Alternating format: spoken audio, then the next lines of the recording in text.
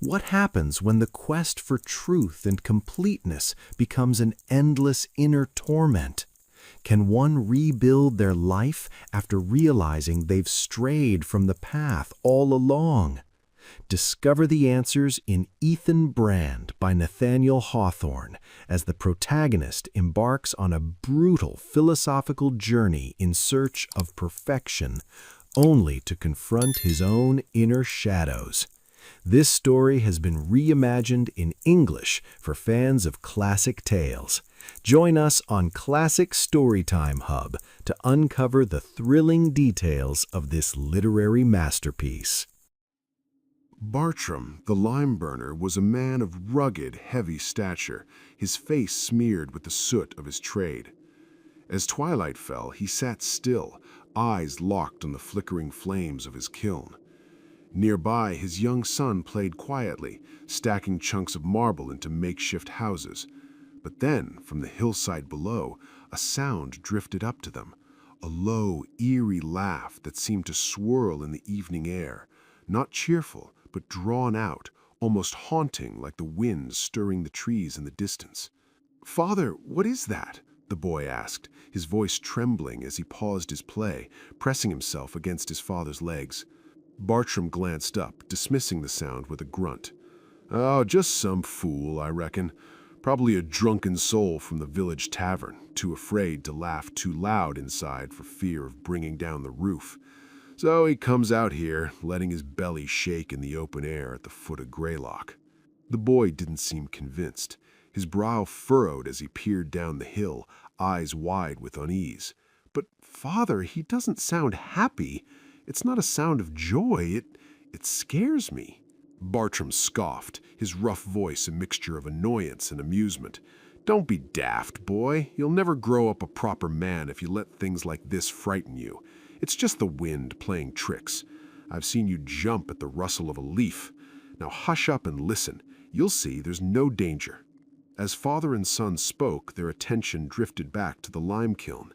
It stood, as it always had, looming against the dimming sky, an unchanged relic of a past life.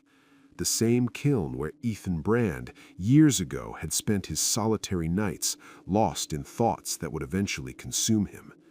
Before Ethan's search for the unpardonable sin began, it was here, within this very furnace, that the seed of his obsession had first taken root. The kiln, a towering structure of rough-hewn stone, remained unmoved by time. It was about 20 feet high, squat and solid, with a ring of earth piled high around its base, the perfect place for hauling marble fragments by cartload and tossing them into its blazing mouth. A simple, cold monument to a man's descent into the abyss of his own mind. At the base of the towering kiln was an opening, wide enough for a man to crouch through. It was like an oversized mouth gaping darkly into the hill, guarded by a massive iron door. From the cracks in the door, smoke billowed, and flickering tongues of flame shot through the crevices, casting an eerie glow against the hillside. In that moment, it could have been the very entrance to some forbidden underworld, a portal to the inferno itself. The kind of place the ancient shepherds, from stories told by the Delectable Mountains, would guide lost souls to before they entered the realm of the damned. Lime kilns like this dotted the landscape, scattered across the hills. They were built to burn the white marble found in the mountains, a vital resource of the land. Some of them had long been abandoned, crumbling relics from a forgotten past.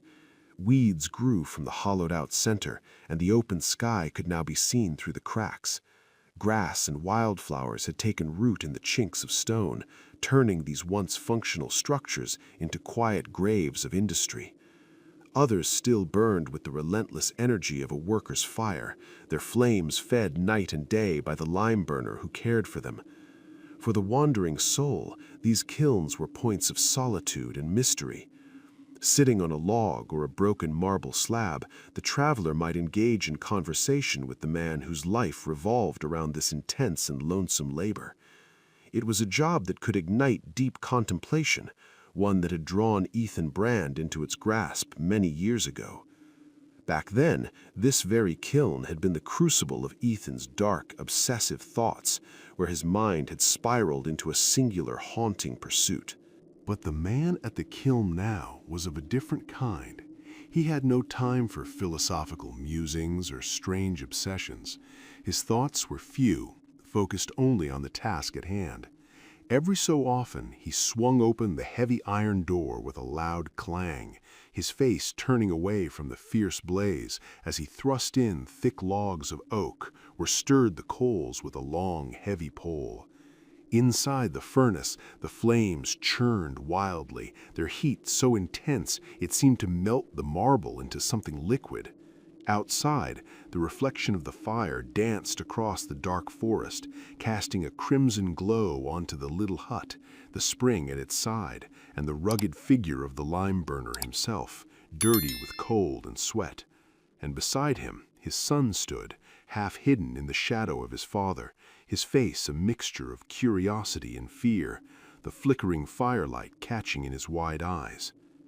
The iron door slammed shut with a heavy clang, sealing the kiln in darkness once more.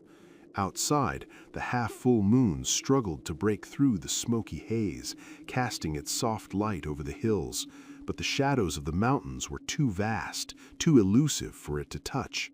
Above, the sky was alive with drifting clouds, still tinged with the soft pinks of the fading sunset. But down here in the valley, the sunlight had long since disappeared, swallowed by the night. The little boy pressed himself even closer to his father, the silence stretching between them until it was broken by the sound of footsteps crunching up the hill. A figure appeared from the underbrush, pushing aside the thick bushes that clustered around the base of the trees. "Who goes there?" Bartram's voice broke the quiet, annoyed by the boy's growing fear, but somehow feeling a flicker of unease himself. "Step forward, show yourself, or I'll throw this chunk of marble at your head." The figure moved closer, his voice as dark and heavy as the night. "You offer me a rough welcome," he said, his tone cold, almost as if he expected no better. "But I neither ask for nor expect a kinder one, even at my own hearth." Bartram, growing curious despite himself, threw open the iron door to the kiln. A burst of light flared out, illuminating the stranger's face and figure. The man didn't flinch, his features now visible in the harsh glow. At first glance, there was nothing particularly remarkable about him. Tall, thin, dressed in a plain, worn brown suit of a traveler, with a staff in one hand and heavy shoes that seen many miles. But his eyes, bright, almost too bright, fixed themselves on the furnace, as if searching for something within the flames, as though the fire itself would reveal something or someone hidden inside. "Good evening, stranger," Bartram grunted. "Where do you come from, wandering around so late?" The man paused before answering, his voice low and steady. "I come from my search, for at last it is finished." Bartram muttered under his breath, casting a wary glance at the figure before him. "Drunk or mad, either way he's trouble. The sooner I get rid of him, the better."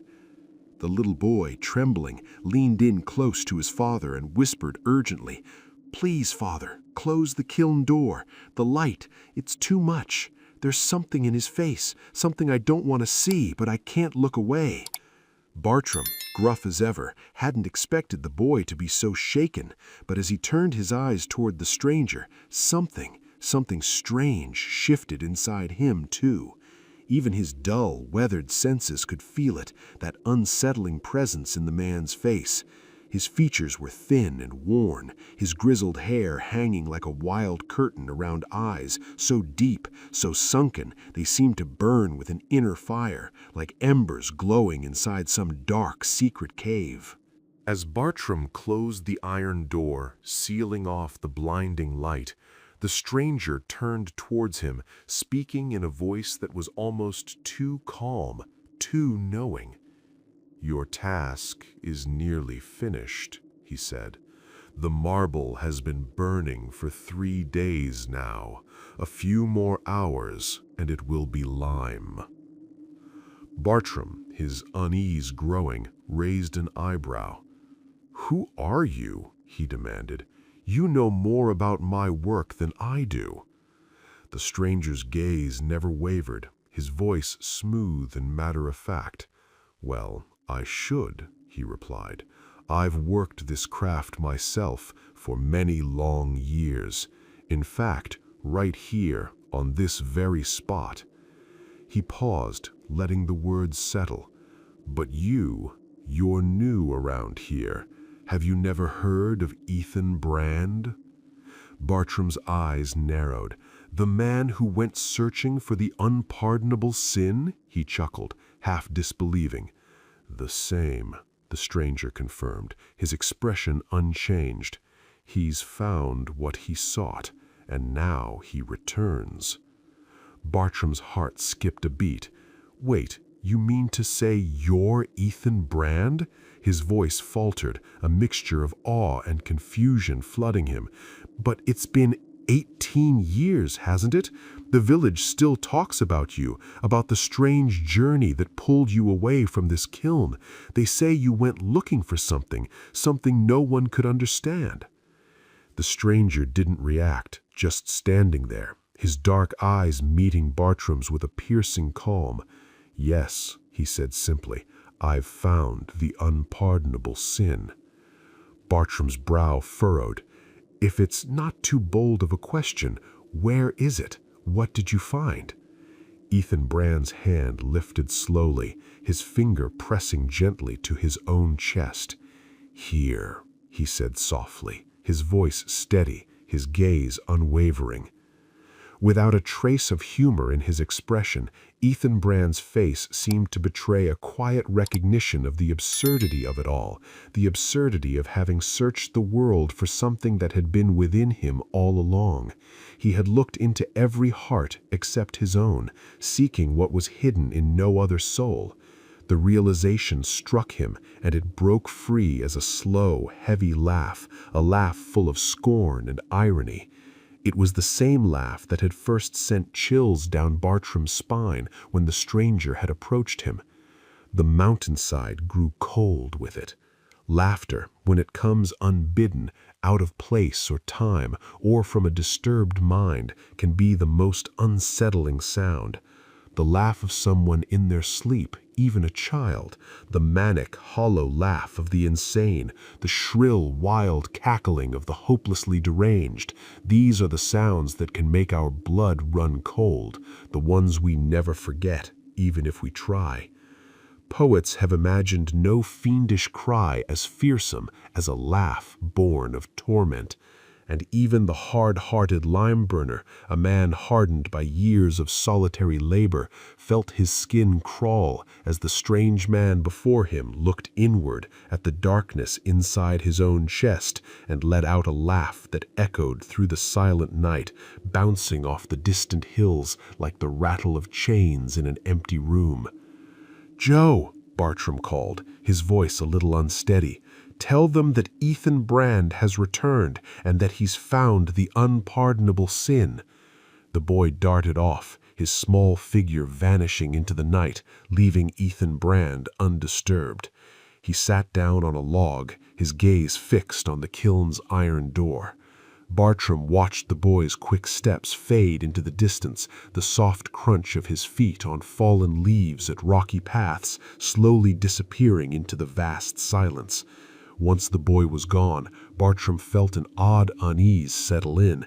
He realized the child's presence had been a kind of buffer, a shield between himself and the strange man before him. Now, alone with Ethan Brand, he would have to face the truth of what this man had claimed. He would have to confront the one person who, by his own admission, had committed the one sin for which there could be no forgiveness. The weight of that confessed crime seemed to hang over Ethan Brand like a shadow, an intangible darkness that cast Bartram's thoughts into disarray. It stirred memories of other sins, shapes and figures of corruption that seemed to belong to the same twisted family, the same malevolent force that, though unnamed, had haunted the minds of men since the beginning. These thoughts moved between Bartram's chest and Ethan Brand's, whispering dark secrets and exchanging grim salutations. Then, like a jolt, Bartram remembered the old stories, the ones that had become nothing more than legend in the village. They spoke of this man, Ethan Brand, who had come back into their lives as if he belonged here, as if this place, this kiln, were his to claim. But Bartram knew better. The dead, those long buried, had more right to this spot than Ethan Brand did. Yet here he was, as if no time had passed at all. It was said that before Ethan's mysterious departure, he had spent countless nights alone by the furnace, summoning something, some dark, unspeakable force from the depths of the kiln's flames. The tales had always been spoken in jest, as chilling legends that made the night air feel colder. But now, with Ethan standing before him, the stories took on a new, terrifying weight. According to the village gossip, Ethan Brand had made it his ritual to call a devil from the furnace, a creature born of fire, to discuss the unpardonable sin. Night after night they would speak together, the man and the fiend, each wrestling to craft an image of guilt that could never be forgiven, no matter the cost. And when the first light of dawn touched the mountain peak, the creature would retreat into the furnace, only to be summoned again with the next darkened hour. As Bartram wrestled with these images in his mind, Ethan Brand rose from the log. Without a word, he reached for the iron door of the kiln and flung it open. For a brief, terrible moment, Bartram thought he might see the devil itself emerging, red-hot from the fire, as the legends had promised. "Wait! Wait!" Bartram's voice quivered, his attempt to laugh more nervous than anything. Don't bring out your devil now, for God's sake." "Man," Ethan Brand's voice cut through the air, sharp and commanding. "What need have I of the devil? I've left him behind, far in my wake. It's with people like you, halfway sinners, that he occupies himself. Do not fear, I am not opening the door to summon him. I only do what is customary, to tend to your fire, as I once did, like any lime burner." With a swift, practiced motion, he pushed the glowing coals aside, throwing more logs into the blaze. He leaned forward, his eyes scanning the fiery pit, his face bathed in the furnace's furious light. Bartram watched, unease creeping up his spine. The thought crossed his mind that this strange man might be planning something far more sinister, perhaps to dive into the flames himself, to disappear from the world as if he never existed. But Ethan Brand stepped back from the furnace, closing the iron door with a quiet finality. "I've looked," he said, his voice calm but heavy, "into many a human heart, and found them 7 times hotter with sinful passions than this furnace ever was with its fire. Yet in none of them did I find what I sought. No, not the unpardonable sin." Bartram's eyes widened. He hadn't meant to ask, but the question escaped his lips before he could stop it. What is the unpardonable sin? At the question, a dark pride flickered in Ethan Brand's eyes. He stood taller, his posture almost regal, as though he were proclaiming a truth no one could deny. "It is a sin that grew within my own breast," he answered, each word heavy with a grim weight. "A sin that could have grown nowhere else. The sin of an intellect so obsessed with its own might that it trampled on the sense of brotherhood with man and cast aside all reverence for God. A sin that sacrificed everything to its own demands, its own ego. The only sin deserving of immortal agony." He paused, his eyes narrowing with cold resolve. "If I were to live again, I would gladly incur the guilt again, and, if need be, I would accept the punishment without flinching." Bartram stared at him, his mind spinning. The man was unhinged, there was no doubt. Muttering to himself, he shook his head in disbelief. The man's head is turned.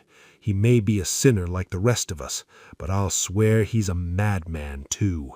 Despite the strange conversation with Ethan Brand, Bartram couldn't shake the discomfort gnawing at him.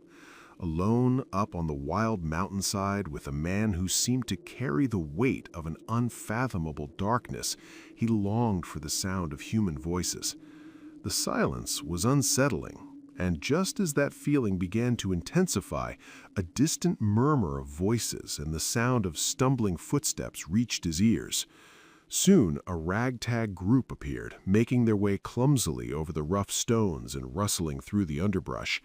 It was the familiar crowd from the village tavern, those same faces who had been there year after year, through winters spent by the fire and summers spent lounging on the stoop. They were the men who had drunk their fill of flip by the barroom hearth and puffed on their pipes in the haze of smoke that never seemed to leave the porch. Laughing loudly, their voices overlapped in a chaotic blend of boisterous chatter. They spilled out into the moonlight, a streak of firelight illuminating their faces as they gathered in front of the lime kiln. Bartram, eager for the company and the distraction, opened the kiln door slightly, letting a flood of light spill out onto the clearing, giving the whole group a clear view of Ethan Brand, and giving Ethan the same chance to look them over. Among the crowd, there was one face that Bartram immediately recognized, a face that had once been ubiquitous in every thriving village, the stage agent. Now his once sprightly demeanor had given way to a weathered, tired version of himself. He was a dried-out man, his face wrinkled, his nose ruddy, wearing the same brown bob-tailed coat with brass buttons that he'd worn for as long as anyone could remember. He had kept his desk in his corner at the tavern for years, and he still puffed on what appeared to be the same cigar he'd lit 2 decades ago. The stage agent was known far and wide for his dry jokes, though they were more notable for their heavy scent of brandy toddy and tobacco smoke than for any actual wit. His humor was as much a product of the tavern air as his words. Another familiar face in the crowd was Lawyer Giles. At least, that's what people still called him out of politeness, but the man standing there now looked nothing like the dignified lawyer he once was. Now he was a tattered shell of that former self, an elderly, disheveled figure wearing a soiled shirt and ragged toe-cloth trousers. Time had not been kind to him, and the passing years seemed to have taken as much from his appearance as they had from his spirit. This poor soul had once been an attorney in what he called his better days, a sharp, skilled practitioner, in high demand among the village's litigants. But endless drinks of flip, sling, toddy, and cocktails at all hours of the day had gradually eroded his faculties. Over time, his mind dulled, and he slipped from intellectual work into more menial labor. Eventually, as he put it, he slid into a soap vat. In other words, Giles had become a small-time soap boiler, the very image of decline. He was little more than a fragment of the man he used to be. One of his feet had been hacked off by an axe, and an entire hand had been torn away by the merciless grip of a steam engine. Yet, despite the brutal loss of his flesh, Giles still held on to something, a strange belief. He often stretched out the stump of his arm and swore that he could feel an invisible thumb and fingers, as real as if the original hand were still there. A maimed, wretched figure, yes, but one who still refused to be trampled by the world. Though beaten down by life, he never asked for charity. With his left hand, his only hand, he fought relentlessly against hunger, despair, and the cruelty of circumstances. And then, among the crowd, there came another figure, similar to Giles in some ways, yet strikingly different in others, the village doctor. He was in his 50s now, but his appearance betrayed the years of hardship and self-destruction. This was the same man who, not long ago, had paid a professional visit to Ethan Brand during the latter's supposed madness. But now the doctor was a shadow of his former self, his face swollen and purple, his manner brash and brutal, with a touch of half-gentlemanly swagger that seemed to barely mask the chaos within. Brandy had a hold on this man, like an evil spirit that had consumed him entirely. The doctor had become as surly and savage as a wild animal, as miserable as a lost soul. But there was one thing that kept him tethered to the world: his incredible skill. It was said that his natural talent for healing far surpassed anything medical science could teach. Despite his wild behavior, society wouldn't let him fall. They clung to him, hoping to harness his gifts, even as he spiraled into ruin. Swaying unsteadily on his horse, with thick accents slurring from his lips, the doctor made his rounds through the mountain towns. He visited the sick, drifting in and out of crumbling homes, sometimes miraculously bringing a dying man back from the edge of death, other times, far more often, sending his patients to an early grave. His ever-present pipe burned like hellfire, and, as someone once joked, it was always lit from the fire in his soul. He was a man of extremes, part miracle worker, part grim reaper. The trio of old faces pushed forward, closing the distance between them and Ethan Brand. Each man greeted him in his own way, but all offered the same invitation: the black bottle. They claimed it held something far more valuable than the unpardonable sin, a remedy for whatever ailed his tortured soul. But Ethan Brand recoiled. A mind that had been forged through years of intense solitary meditation could not endure such base, vulgar thoughts. This coarse contact with men of their caliber, so shallow, so full of hollow vice, made him waver. For a brief moment, doubt crept into his mind, and it was a painful doubt. Was this all a delusion? Had he truly found the unpardonable sin within himself? "Leave me," he growled, his voice thick with disgust. "You beasts, shriveling your souls with fiery liquor. I'm done with you all. Years ago I reached into your hearts and found nothing worthy of my search. Get away from me." The doctor sneered, his voice dripping with venom. "Why, you uncivil scoundrel," he spat, "is that how you respond to the kindness of your best friends? Well, let me give you the truth. You haven't found the unpardonable sin any more than that boy Joe over there has. You're just a crazy man, Brand. I told you that 20 years ago. You're no different than the mad fool, old Humphrey here." He jabbed a finger toward an old man standing just behind him. Humphrey was a strange, shabbily dressed figure, with long, unkempt white hair, a thin face that looked like it had seen too many years, and eyes that never seemed to focus on anything. For the past several years, he had been wandering the hills, asking every traveler he met the same question: "Have you seen my daughter?" The old man's voice trembled as he spoke, his hands wringing with desperate energy. "They say you've traveled the entire world," he said, his eyes flickering with hope. "You must have seen my daughter. She's become quite the star, performing in the circus, riding horses in the ring, and doing marvelous feats on the tightrope. Have you heard from her? Did she send any word to her old father? When is she coming back?" Ethan Brand's gaze faltered. The weight of the old man's words hit him harder than he'd expected. The daughter he spoke of, this girl Esther, was no stranger to Ethan. She was the very subject of his twisted psychological experiment, the girl whose life and soul he had dissected with cold, remorseless precision. In his obsessive search for the unpardonable sin, he had sacrificed her, drained her spirit, perhaps even destroyed it completely. For a brief moment, Ethan's resolve wavered. His eyes dropped, avoiding the desperate, pleading gaze of the old man. "Yes," he murmured, his voice barely above a whisper, "it is no delusion. There is an unpardonable sin." As these heavy words hung in the air, the atmosphere shifted. The harsh realities of the past seemed to hang over Ethan like a storm cloud. Yet in the bright area outside the hut, a different scene was unfolding, a scene full of youth, laughter, and curiosity. The village boys and girls had gathered by the spring, eager to catch a glimpse of the infamous Ethan Brand, the man whose name had haunted their childhood stories. But when they found him, they were disappointed. There was nothing grand, nothing legendary about his appearance. He was just a sunburnt traveler, dressed simply in dusty clothes, staring into the fire as if searching for something in the shifting coals. The youth, disillusioned, soon found their attention elsewhere.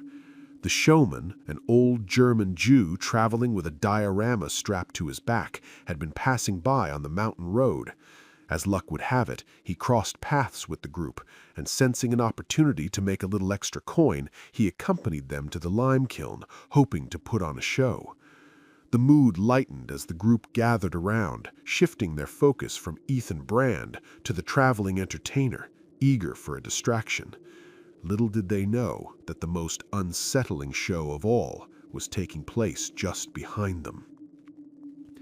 "Come on, old Dutchman," one of the young men called out, his voice tinged with mockery. "Let's see your pictures, if you can swear they're worth looking at." The old German Jew smiled broadly, his face lined with years of travel and hard living.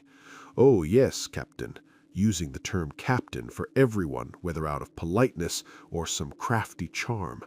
"I shall show you some very superb pictures." With a theatrical flourish, the showman set up his diorama box, inviting the group of young men and girls to peer through its glass orifices. What they saw was a series of the most laughable, chaotic scratchings and daubs ever passed off as art. The images were battered and worn, the edges frayed, the colors faded, the surfaces covered in cracks and wrinkles. Some scenes were meant to depict cities, public buildings, and ruined castles in Europe. Others portrayed grand battles like Napoleon's wars and Nelson's sea fights. Yet no matter how heroic the scene, there was always one absurd, brown, hairy hand, far too large to be believable, pointing at various scenes of destruction, its owner offering a ridiculous historical commentary. The group laughed at the showman's audacity, their amusement rising as they mocked the sorry state of the pictures. When the final image flickered to a close, the old German Jew, pleased with the attention, instructed little Joe to place his head into the viewing box. Through the magnifying glasses, Joe's round, rosy face grew comically distorted, making him appear like a giant child, his grin widening with every feature, the entire image a ridiculous parody of innocence. But then something shifted. Joe's grin faltered. His cheeks drained of color. His eyes, wide with sudden fear, flickered toward the glass as though something unseen had pierced him. He knew. He could feel it. Ethan Brand's cold gaze was fixed on him, watching him through the very same lens. "You make the little man afraid, Captain," said the German Jew, straightening up from his stooped position, his face taking on a darker, more serious edge. "But look again, Captain, and by chance I shall show you something very fine indeed." Ethan Brand peered into the box for a moment, his eyes narrowing. Then, as if struck by something unseen, he jerked back, locking his gaze onto the German showman. What had he seen? At first glance, nothing at all. A curious young man who had peered in almost at the same time saw only an empty canvas staring back at him. "I remember you now," muttered Ethan Brand, his voice thick with recognition. The Jew from Nuremberg leaned in, a dark smile creeping across his face.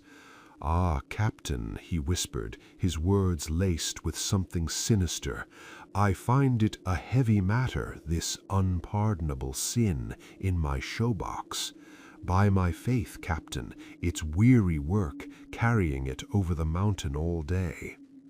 "Peace," Ethan Brand growled, his voice cold and commanding, "or get thee into the furnace yonder." Before the atmosphere could settle, something unusual caught everyone's attention. A great elderly dog, whose presence had gone mostly unnoticed, now decided to make himself the center of attention. Up until this moment, the dog had been a quiet, well-mannered creature, moving from person to person, offering his rough fed for a pat to anyone who would take the time.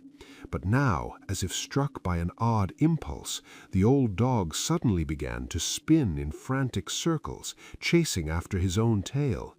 It was a ridiculous sight, made all the more absurd by the fact that the dog's tail was far shorter than any self-respecting tail should have been. But the dog, determined, almost desperate, spun faster and faster, his growls and barks becoming louder, more frantic. It was as though the very essence of his body was locked in a battle with itself, each end at war with the other. The dog's frustration grew with each failed attempt, the energy in his body surging, but never reaching his elusive target. The spectacle reached a crescendo, faster, louder, more enraged, until suddenly it all stopped. The dog, panting heavily, ceased his frantic pursuit as abruptly as it had started, and just like that, he returned to his original calm demeanor, sitting as respectfully as ever, as though nothing had happened.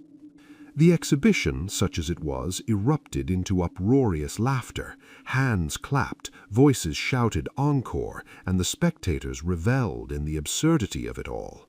The dog, however, seemed unimpressed with his own success. He wagged what little tail remained, but made no attempt to repeat his comical act, much to the disappointment of the crowd. Meanwhile, Ethan Brand, still seated on the log, watched the spectacle with a strange detachment. A fleeting thought crossed his mind, a sickening analogy between his own endless futile pursuit and the dog's frantic circular chase. The thought twisted inside him, and then, without warning, he broke into the most dreadful laugh, slow and guttural, the kind of laughter that seemed to come from the very depths of his soul, a sound that chilled the air around him. The merriment of the group evaporated in an instant. The laughter echoed through the clearing, hanging like a curse. The young men and women, startled, exchanged uneasy glances, their smiles fading as they looked to the mountains around them. They feared that laugh would reverberate through the hills, bouncing from peak to peak, as if nature itself would carry that dreadful sound across the land. One by one they whispered to each other, exchanging excuses. The moon was low, the night was growing cold, it was late. Slowly they began to retreat, their steps quickening as though something unseen was urging them to leave. And so the hilltop was left in solitude, save for the lime burner, little Joe, and the brooding figure of Ethan Brand. The silence that followed felt unnatural. The vast, oppressive forest stretched out before them, the firelight casting long shadows across the trunks of ancient pines, their dark foliage blending into the inky night. The lighter green of sapling oaks, maples, and poplars mingled with the decaying remains of long-dead trees, their skeletal forms slowly turning to dust on the ground. The forest seemed to hold its breath, a quiet tension in the air, as if it too awaited something dreadful to occur. Ethan Brand stood up and tossed another log onto the fire. He closed the kiln's door with a heavy thud. Then, glancing back over his shoulder at the lime burner and his son, he spoke in a tone that was more command than suggestion. "Go to bed," he said quietly. "As for me, I cannot sleep. I have much to ponder. I will keep watch over the fire, as I used to do in the old days." "And call the devil out of the furnace to keep you company, I suppose," Bartram grumbled under his breath, his voice thick with the heavy influence of the black bottle. "Watch all you like, and summon as many devils as you want. As for me, I'll be better off with a good nap. Come, Joe." With that, The lime burner turned away, and little Joe, reluctantly following his father into the hut, glanced back at the figure of Ethan Brand. His soft, innocent heart sensed the vast, cold emptiness that surrounded the wayfarer. A tear slipped down the boy's cheek. He understood, in some unspoken way, the loneliness that clung to this man. Once they were gone, Ethan Brand sat in the darkening silence of the hilltop. The crackling wood in the kiln was the only sound, accompanied by the occasional flickers of firelight that crept through the cracks of the door. But these familiar sights and sounds, once so grounding, barely held his attention now. Instead, his mind was far from the present. It was lost in a reverie, tracing the contours of the long, lonely path he had walked. He recalled the soft night dew that had settled on him, the whispers of the dark forest that seemed to speak directly to his soul, the gleaming stars above, as he had once been, a simple, loving man watching his fire and contemplating life. In those days, he had seen the world through a lens of warmth and compassion, believing in the sacredness of human hearts even as they faltered. He had approached mankind with tenderness, viewing it as one would view a sacred temple, though tarnished, still worthy of reverence. But that was before the idea took root in his mind. The search for the unpardonable sin, once a tender curiosity, had evolved into an all-consuming obsession. And with that obsession, his intellect had surged, rising to heights he had never thought possible. What had once been a simple man driven by empathy and love for humanity had transformed into something else. His intellect had been honed, sharpened like a blade, but at a terrible cost. He had risen far beyond the common understanding of men, reaching a pinnacle where even the greatest philosophers could not hope to follow. And yet, with all the power of thought that he had attained, his heart had withered. The balance between mind and soul had been shattered, and what he sought now was not the truth of compassion, but the cold certainty of guilt, the dark answer he believed he had earned. But where, in all this, was the heart? That heart, the one once brimming with compassion, had withered, had shrunk, had turned to stone. It no longer beat in tune with the world around him. The magnetic chain that connected him to humanity had snapped, leaving him adrift in a sea of cold detachment. Gone was the brother man, the one who had once unlocked the secrets of human nature with the gentle key of empathy. Now he was a mere observer, detached, clinical, watching mankind not as a fellow soul, but as the subject of an experiment.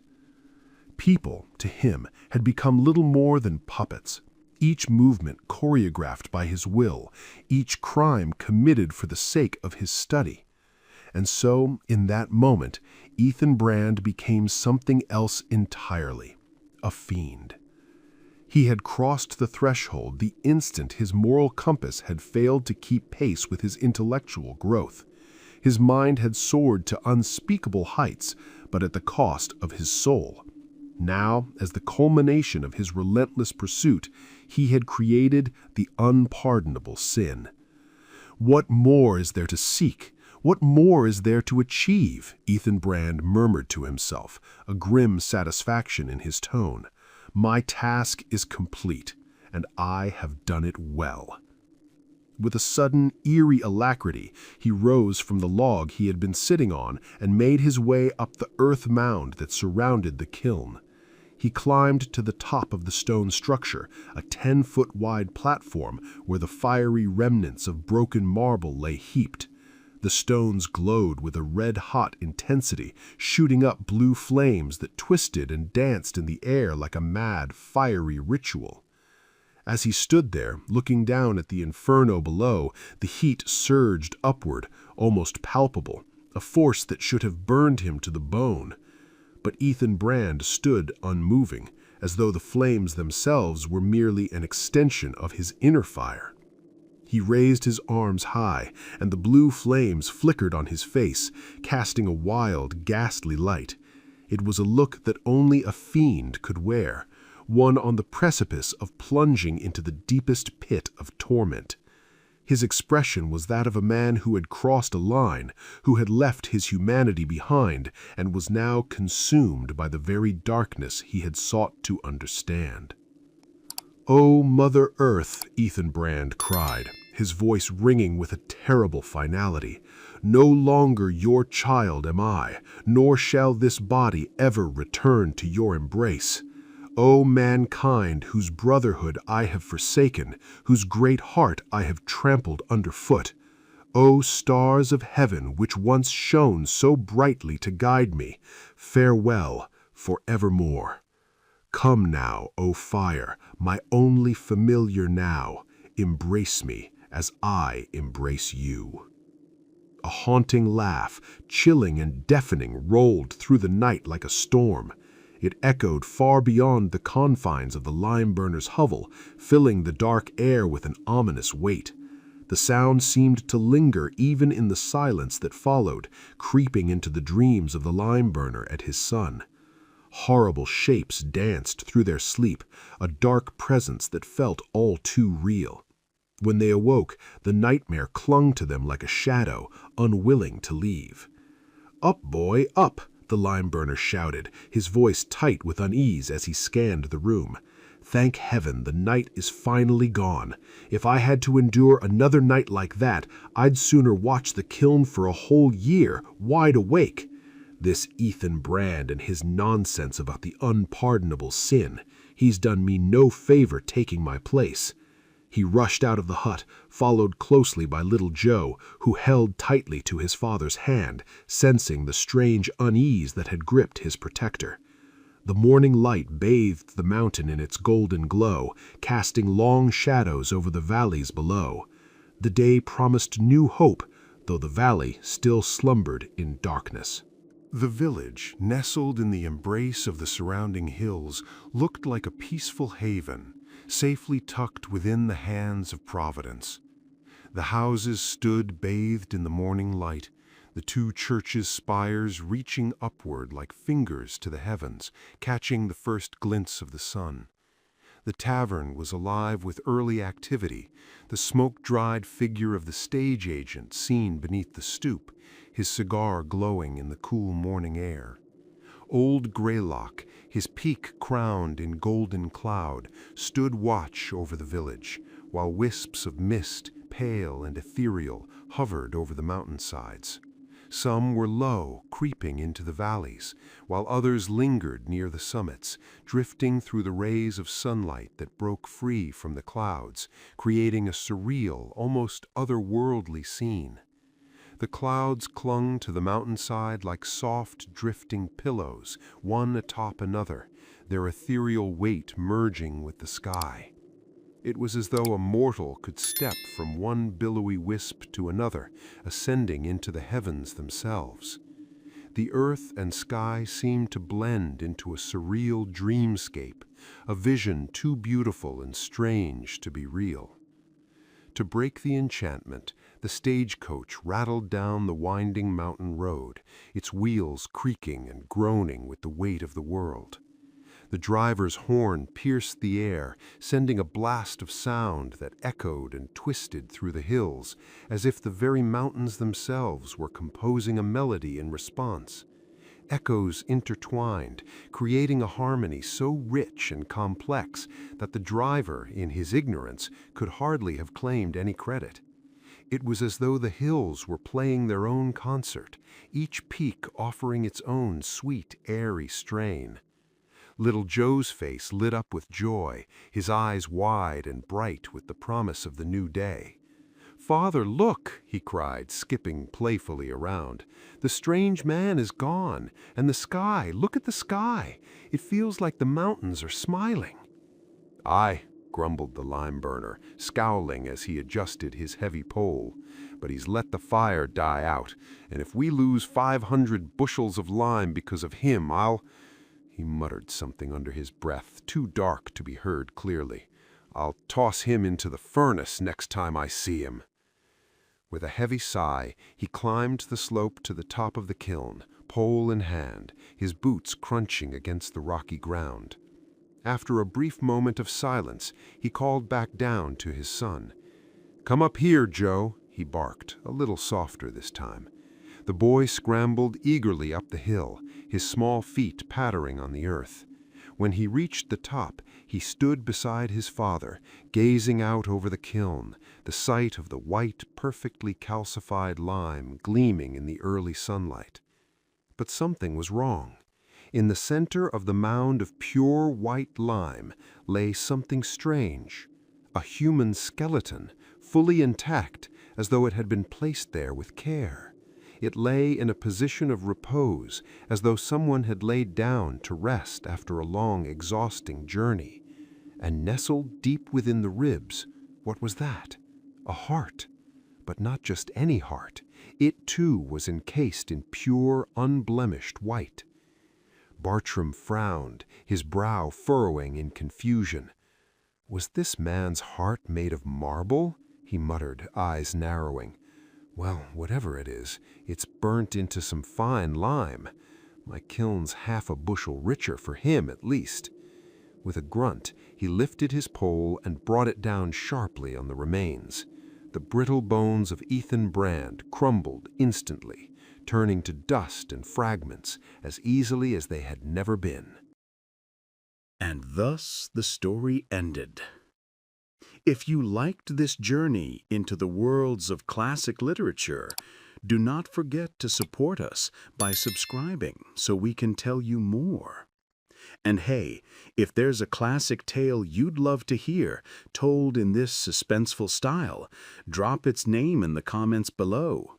Your suggestion might be our next chilling adventure.